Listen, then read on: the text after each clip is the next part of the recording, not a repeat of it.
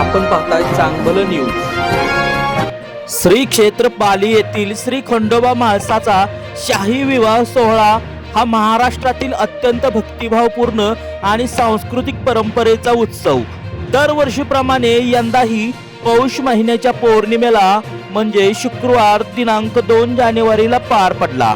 एकीकडे मावळतीचा सूर्य तर दुसरीकडे उगवणारा चंद्र अशा चंद्र सूर्याच्या साक्षीने गोरज मुहूर्तावर देव खंडेराया आणि देवी म्हाळसा यांच्या ऐतिहासिक आणि पौराणिक विवाहाचे विधी लाखो भाविक भक्तांच्या उपस्थितीत पार पडले। भाविकांनी तारळी नदीच्या वाळवंटात मोठी गर्दी केली होती।